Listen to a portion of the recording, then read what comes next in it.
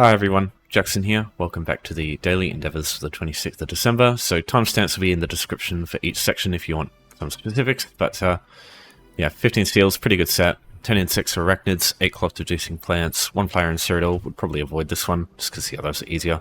7 furnishings and 2 player homes. So before I start, I just need to let people know, just quick update for next month. I will not be at home from the 2nd of January to the 5th. So I will not be doing Endeavour videos for those days. Unfortunately, I can't just make videos beforehand because I don't know which Endeavours are going to be coming up. So I can't just do like, unlike the Pursuits one, I can't just make a video beforehand.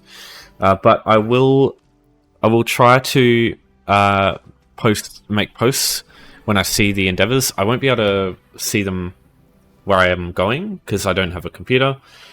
If anyone could comment on this video whenever those not this video obviously, whenever on the 1st of January, that video, whichever ones are up on those particular days, I will also respond to those, just give you some tips if you want them.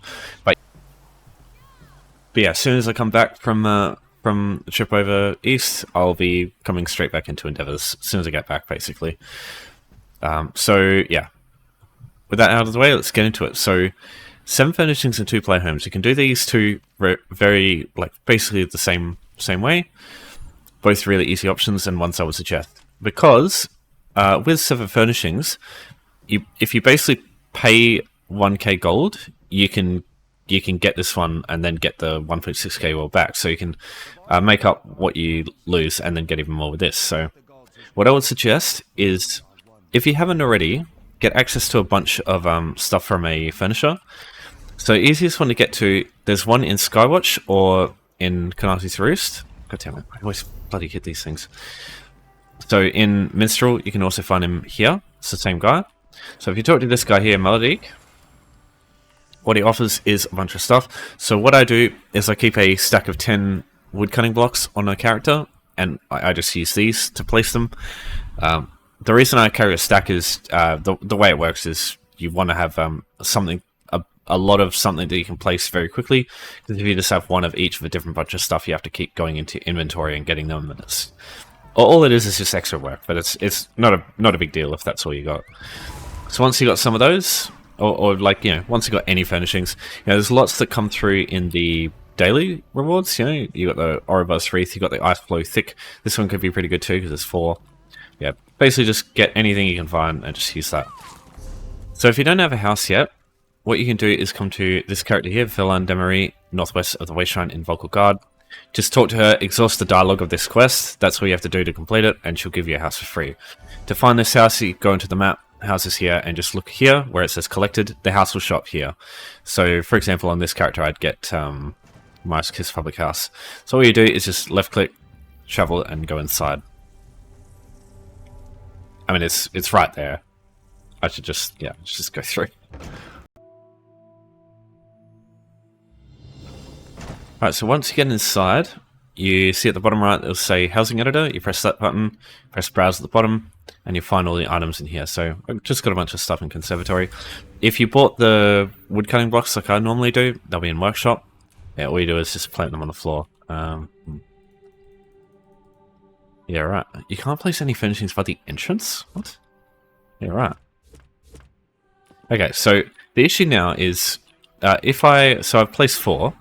Now, if I pick one of these up and try and place it down, nothing happens because they have to come from your inventory. So only stuff in your actual, in this section here, you have to place this stuff. That's why I suggest getting a stack of one thing, because unlike these items where you have to go into your inventory each time and grab each subsequent item type, if you have a stack of one item, you can just place them all like super quickly, so it just makes this one a little bit quicker.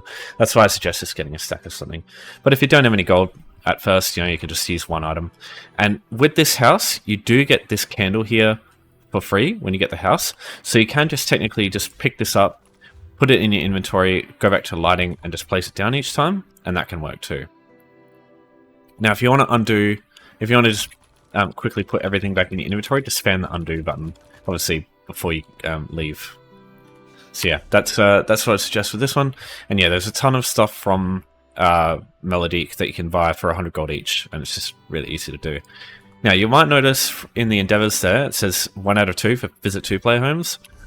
This one is also really easy because you can do this in your own home. So all you have to do now that you've done this is go outside and literally just enter this house again. And now, as soon as we're back out, just turn around and go back in. Yeah, this one's good. You don't have to go into other people's houses. You can just visit your own. Really easy. It's also one of the golden pursuit options. It is likely one of the earliest ones you'll do, and it also comes with a bloody weapon style as well, which is funny. What do you mean? Okay. Ancestor silk, or cloth reducing plants.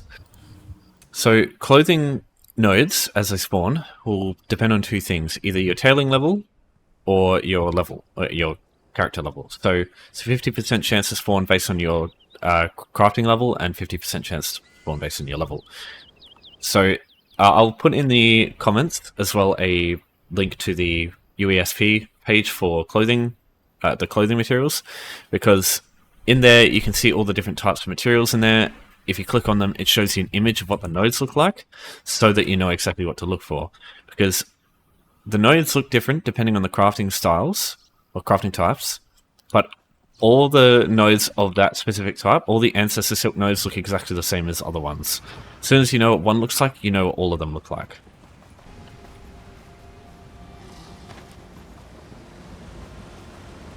Yeah, getting a vampirism build might be really good for this, because you can just ignore enemies while using it. I'll put that in the I'll put an info card for that in the video now. Basically, stage 4 vampirism, run as quick as possible in invisible, so that you can't get spotted. It's really good. I use this a lot for running around.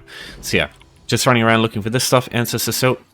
The level 1 stuff, jute, it looks like a sort of yellow flowering plant with green stems. So yeah, you just look for that too.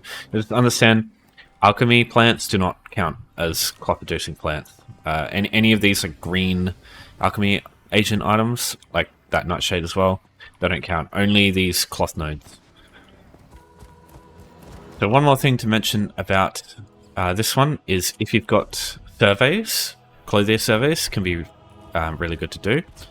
Because surveys here, what they do is they drop 6 nodes, or they have 6 nodes in an instance, so other people can't actually grab these ones, only you can. So it can be really helpful to do this one super quickly. That being said, if you only have 1 or 2 surveys left, these are like the only ones you have, I would advise holding onto these, because sometimes you get surveys endeavors that come up, and if you don't have surveys to do fill those, you're kind of screwed. Whereas if you don't have surveys to do with this one, you've still got this option here, and I'd suggest doing that instead.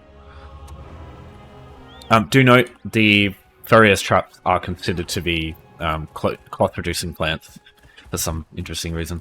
So yeah, just makes it better, because it means there's 6 nodes instead of 4.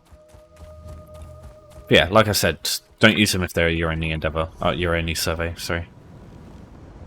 Alright, so, for insect or arachnid ones, I will go through some spider options, and I'll also go through some sort of arachnophobia alternatives. So firstly, spiders. A couple of good options here. One is the northwest side Hunter's Camp in Bleak Rock Isle. You've got lots of spiders here. You might be contending with other people, because I know some people do like to run through here, but there are instance options that I suggest instead if you come to here and there's just nothing there. So you've got lots of spiders here. These 2 count. So kill these guys, and yeah, they count as arachnids. Alright, so for an instance area, Spindle Clutch 1 is what you want on the northeastern side of Glenumbra. I really suggest getting access to this one if you don't have it, because whenever the spider one comes up, this is the easiest place to do it. If you've done this in a random normal, you should be able to travel here. If not, yeah, you might just have to trek here. So there's lots of spiders in here, lots of big ones, lots of small ones. So what I'll suggest is get this group here and this group here, and then basically line of sight them into a corner.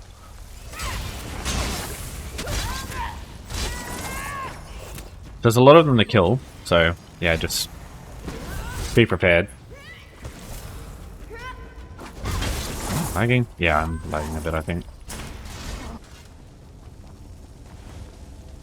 Yeah, that's what I suggest for spiders, because this area here, other players can't get in here unless they're in your group. So whenever you get in here on your own, they'll always be here. You don't have to worry about other players killing them and stopping you from killing them. You know, that sort of thing. Okay, so for a sort of arachnophobic friendly option, you've got the Kwama and the Shalks in Sini here, in the sort of south of Davonswatch and Stonefalls. This area is crawling with Shalks here, which are which count as creepy crawlers, basically. Oh yeah, sorry, I need to bloody get this shit out of my inventory. So Shalks count as insects, and Kwama do too. The scribs, and then Kwama warriors also count. I can find I need to use. Oh yeah, over here. What? Huh.